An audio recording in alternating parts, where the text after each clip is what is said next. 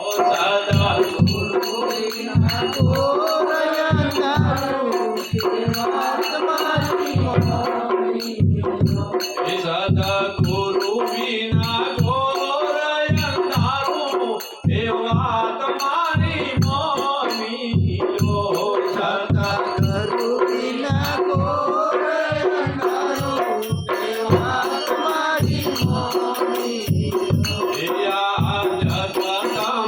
નથી કોઈ તારું એ વાત મારી મોની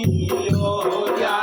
જગતમાં નથી કોઈ તારું કે વાત મારી મોની એ તો એ મૂર્ખો કરે છે મારું મારું એ વાત મારી મોની લો તો એ મૂર્ખો કરે છે મારું મારું કે વાત મારી મોની આ મનરૂપી મૂર્ખો મારું મારું મારું જીવનની અંદર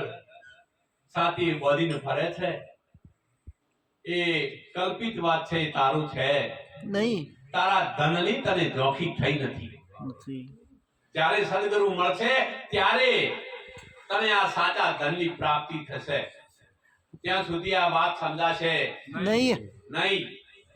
અહમને ટેકરે સડીને બેઠા છે હા અધર્મને માર્ગે લોકોને દબાવે છે લોકો પીલાઈ ગયા છે હા ધર્મને તોડે છે અને અધર્મી કહેવાય ભારતની ભૂમિએ 4 યુગનો મહિમા બતાવ્યો છે જોરાભાઈ હા અને અધર્મીઓ પોતાના સ્વાર્થ માટે થઈ જગતને ભ્રાંતિમાં લઈ ગયા છે તને આ નડે છે તને તે નડે છે હા આવામાંથી મુક્ત થાઓ આવું કોઈ છે ઘેર બેઠા આ વાત નહીં સમજાય સંતોના સંગમાં આવો હા તમે સંતોના સંગમાં આવો તો આ વાત જાણ્યું હોય આ પાખંડીઓને જો તકડવા હોય તો સંતોના સંગમાં આવો હા સાચું છું અને જૂઠું છું હા કોણ એવી શક્તિ છે અરે તમે ગ્રંથો જે રજિસ્ટર છે એના માટે તમે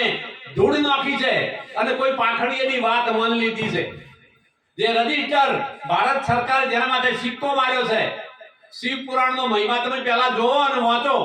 પણ ગુરુમુખ જ્યારે ધારણ થશે ત્યારે એ વાત સમજાશે નહીં તો 4 વેદ મુખ ભાષણ ભક્તિ 4 વેદ મુખ ભાષણ ભક્તિ પંડિત યુગમાં પ્રાધ્યા આત્મ રામને ઓળખ્યો નહીં પછી દુર્મતીમાં તમે ઘટમાં જુઓ વિચારી બીજો સિદ્ધ કરો છો